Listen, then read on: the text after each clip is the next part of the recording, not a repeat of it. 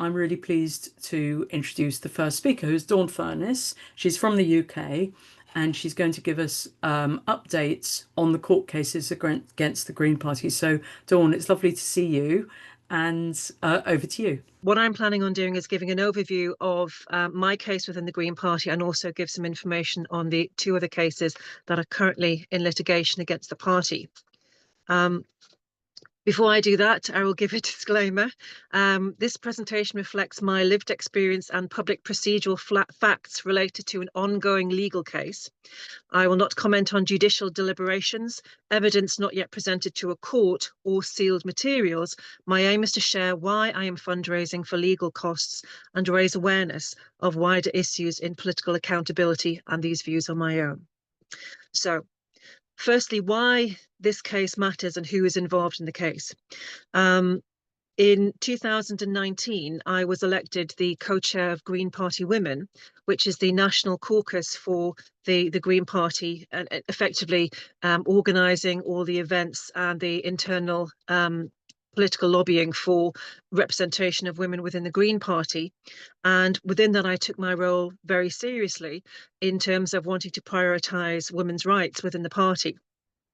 And I did not realise at the time that there was no actual women's policy relating to sex in the national policy of the Green Party of England and Wales. So I proposed a motion as an individual to have the recognition of sex included in the national policy documents of the party, and also so the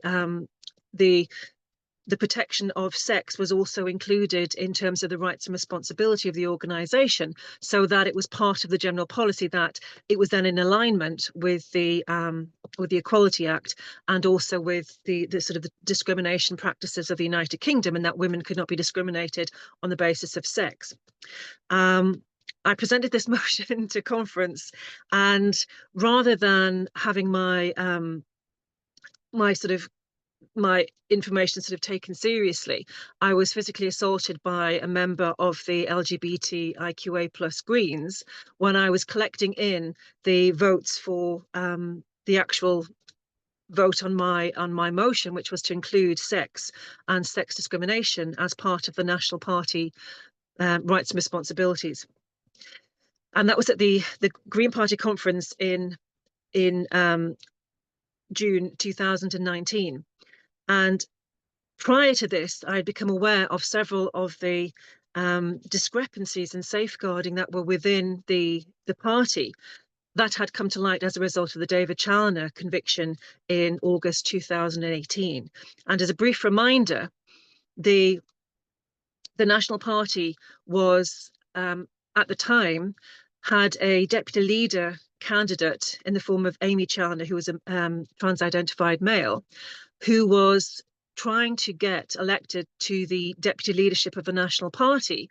And it was then emerged that their father was currently on trial for raping and torturing a 10-year-old girl at what was then the registered headquarters of the Green Party offices in Coventry, which was a private residential address of the individual who was later convicted, David Challoner. And as a consequence of this, we then had huge amounts of scrutiny to the party regarding our safeguarding policies and essentially how this had been allowed to happen, because David Challoner was an elected official of the party, in that he was the election agent for Amy Challoner, who wasn't just a rank and file member, but at the point of the court case was actually standing to be elected the deputy leader of the National Party. Now, from someone who myself was coming from a safeguarding background in teaching, I'd spent 20 years as a teacher privately and also in music schools, and I'd also been a partnership in a theatre stage school for children. So I was very well aware of safeguarding practices, safeguarding policies, chaperones, and making sure that there was a firewall between adults and children in any organisation. And the Green Party of England and Wales had at the time a membership of approximately 55,000. And there were serious concerns as to how this individual had also managed to not only work within the party, but had been given access due to the relationship with Amy Challoner to all of the communications channels within the party, including the management and the organizational channels of sort of social intercoms and the communications by proxy of the relationship with Amy Challoner. So this for me was a huge safeguarding issue. And at the time when it was reported, it was the party then submitted an independent inquiry, and I use independent in quotation marks, to Veritas, who then delayed in the information on the report on safeguarding for several months until approximately January 2019. So at the time of the incident with David Challoner, we had sort of several national press who were then trying to write disparaging remarks on the Green Party because of the relationship with Amy Challoner and David Challoner, the conviction. And I was very much trying to protect the interests of the party, because as an environmentalist and a feminist, I didn't want what I saw at the time to be an individual to essentially bring down the entire party, because I thought it was a safeguarding lapse. I thought it was a one-off. I thought it was at the time something that the party had no control over. And when this information, when the conviction happened, one of the elected members of the National Party, the governance in the party is called GPEC, the Green Party Executive Committee, an individual called Ronald Stewart, who was the policy and essentially the policy officer for the National Party, put out a tweet that shared a meme created by David Challoner in support of Amy Challoner. And I thought this was particularly irresponsible, considering our position on safeguarding, that we did not want to be associated with the convicted paedophile, as he was at a point where this meme had been shared for several years and was understood to have been attributed to David Challoner as part of the campaign within the Green Party to protect or to change the policy to trans women are women, trans men are men. Now, as a consequence of this, my colleague in the Green Party made a critical tweet against this individual for sharing the meme. And rather than, as I would have expected at the time, that disciplinary within the party would take action against this individual for sharing this meme and for effectively bringing the party into disrepute, what actually happened was I then liked the tweet by my colleague, and I myself was brought into a hearing of 12 individuals at the National Conference Centre in Birmingham, where I was then challenged for bringing the party in disrepute for liking a tweet of someone being critical for sharing a meme created by what was then understood to be a convicted paedophile from a personal account as an elected official of the National Party. Now, I found this whole thing to be completely extraordinary, that not only was no action taken against the individual, but the outcome of this was I was given a 12-month censure for liking a tweet, and my colleague who wrote the tweet was suspended from the party for 2 years, and that was Andy Healy. Now, Andy Healy, to give context, was a professional childminder and had also been party to a whistleblowing complaint with relation to another convicted paedophile in the organisation where he was working. So he certainly knew what he was talking about, and had previously raised issues with the Green Party with the adoption of the trans women or women policy, which was in 2016. And the issue was to at this point, I assumed that there was internal processes within the party, that there was someone essentially flying the plane, and that there was structures that would deal with this kind of incident, which I thought was a severe reputational risk. And instead of it, it was completely turned around against me. So this was the start of all this. All these problems within the Green Party itself. Now, following on from that, I then submitted motions to the conference to try and get safeguarding included into the national policy, because at the time of the David Challoner inquiry, conviction, there was no safeguarding policy of the party. And I thought this was extraordinary because we just had a national scandal, and it was in several of the newspapers, including the Sunday Times article by Andrew Gilligan, who had also identified that David Challoner was not just a lay member, but was actually an election agent for Amy Challoner, who was, remember, a deputy leader candidate for the National Party. And in doing this, the information that was then presented to the conference was that the women's group then started receiving huge amounts of hostility for trying to assert the rights of women within the party. Now, to give an example, I was then elected to GPEX myself in 2019, in September 2019 at the National Conference. And as part of my role, I was involved in working with local parties and trying to sort of settle disputes within local parties and to try to get equanimity between parties where there had been either sort of border considerations or boundary changes, or essentially sort of working as an officer of the party. And I was approached by a member who had been the result of sexual misconduct to an elected official who was a councillor for the Green Party. And again, this individual had sent pornographic images of himself, sexual harassment, to a female member using the party's own social media accounts through the Facebook messaging system of the local party.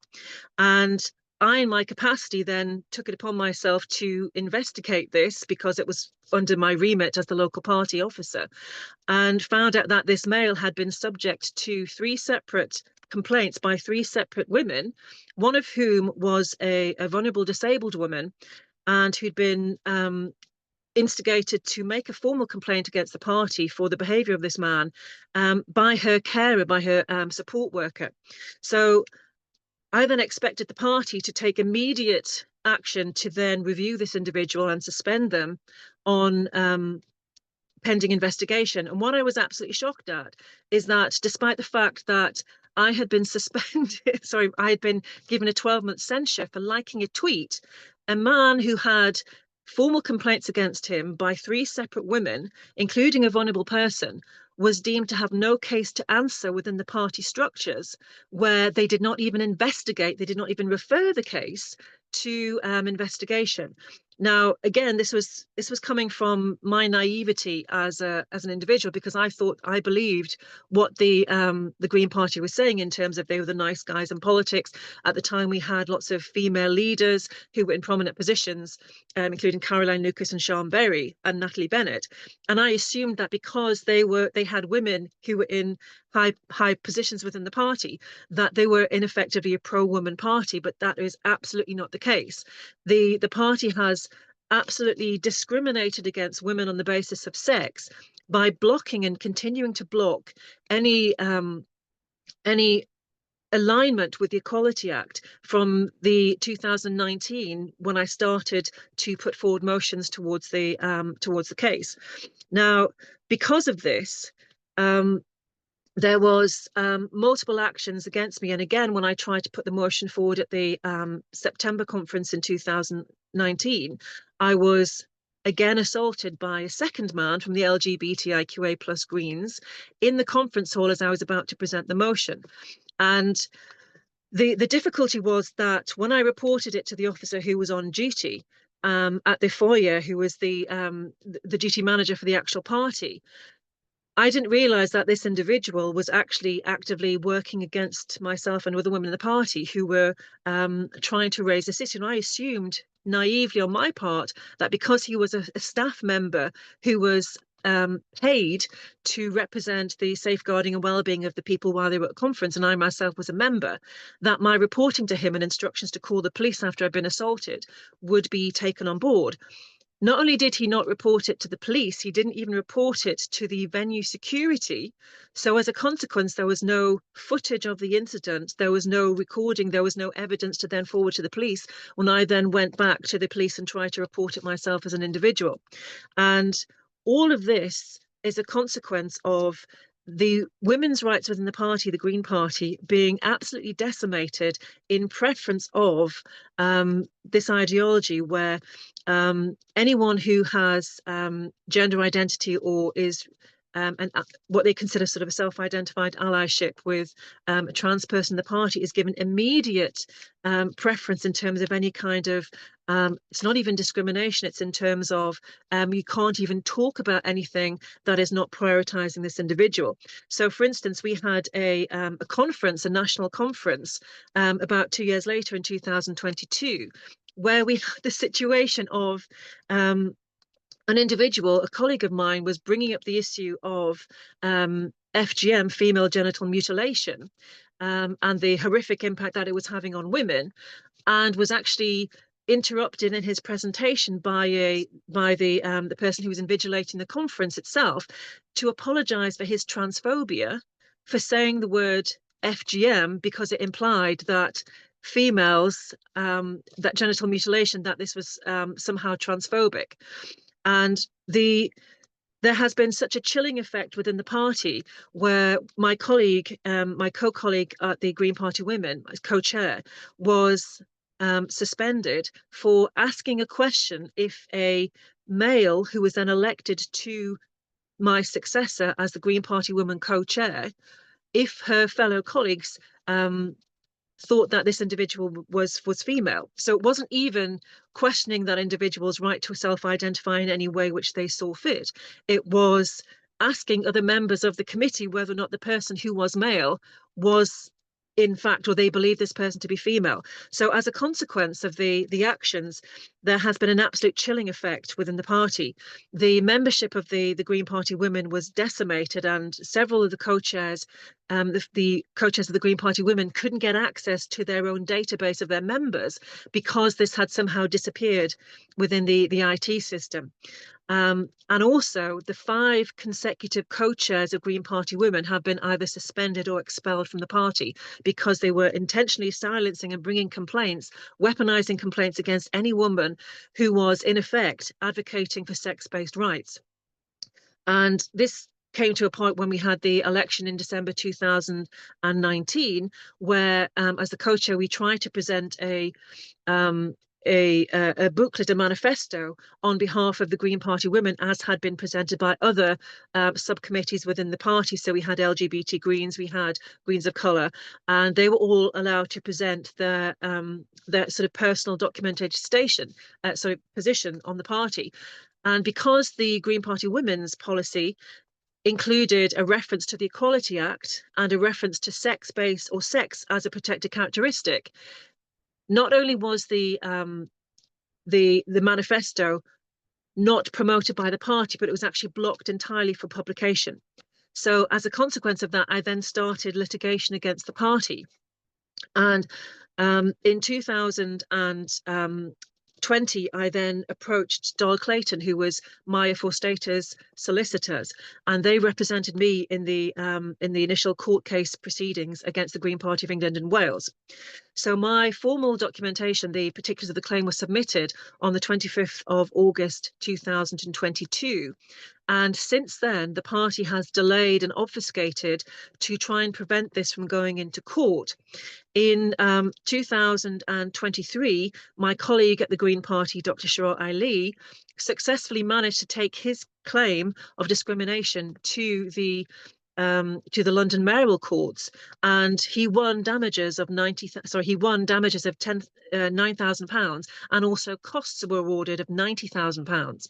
So at the minute, Dr. Sharat Ali, myself, and Emma Bateman are the 3 litigants against the Green Party.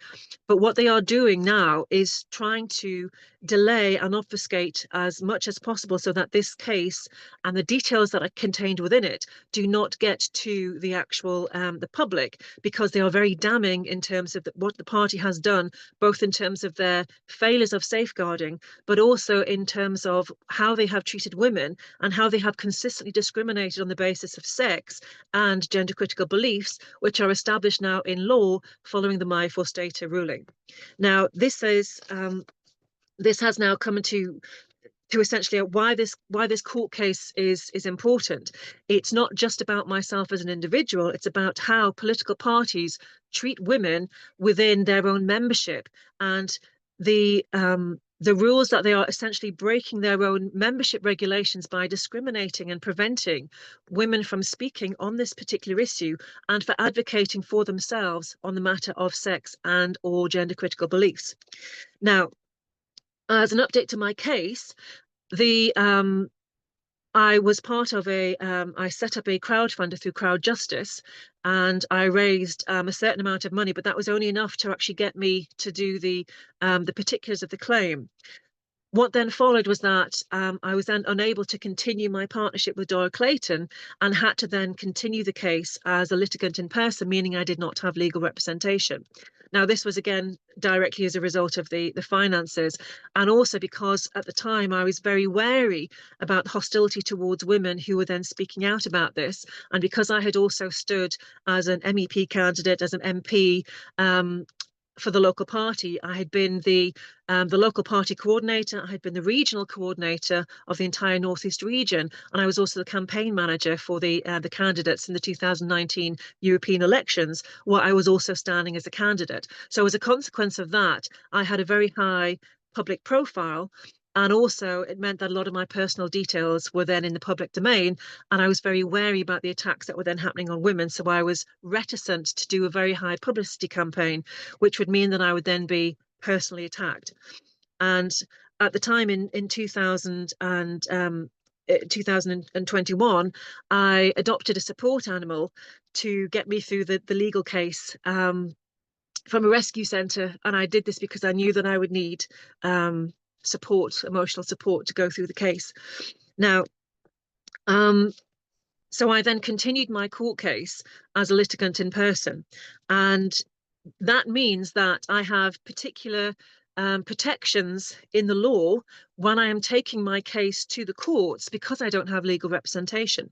So when I petitioned the court that was initially in London, the mayoral courts in London, because that's presumably where the solicitors were based, to have the court case moved up to my own area in the northeast of England.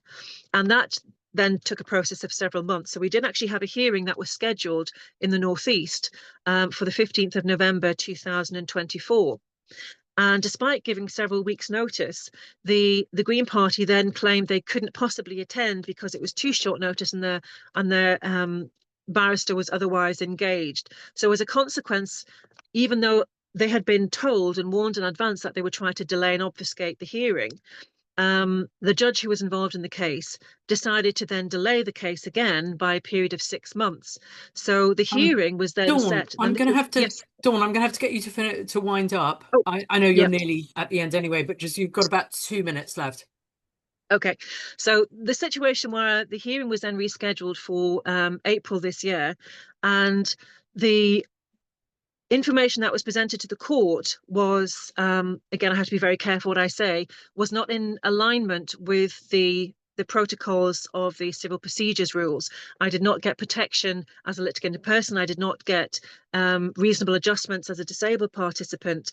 And there were several anomalies that need to be reconciled within the actual hearing itself. So this is not even the court case itself. This is the hearing to get the court case into the actual legal system.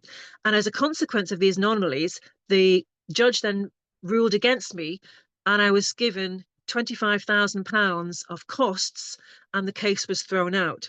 So what I need now is urgent help, because I need to challenge this ruling. I've already submitted an appeal, but I need to have a barrister and an advocate to represent me on my behalf in the court case. And I also am going through the channels of formal complaints against the individuals. And this is something that this is what they call the process is the punishment. The continued action, the continued harassment, and the continued delays are all part of this. So if you have any support that you can give me, if you go to dawnfurness.com, there is a link on there with some information about how you can donate to the crowdfunder, and also information about the courts, and a sort of an update on what has happened with regarding to the court case. And I'd absolutely encourage anyone to read up about what the Green Party has done to women and the continued silencing and oppression of women within the organisation. I'm also part of a group called Greens in Exile, which is a forum of all the members who've been suspended, expelled, within the party, and there is a summary website on my homepage which links to that and explains all the different reasons that women have been expelled and suspended from the party, particularly regarding safeguarding issues. So I think it's absolutely vital that what has happened in the party comes to the public light, and I would appreciate any support that anyone can give me. So please share my website and please share the link to the crowdfunder. Thank you very much.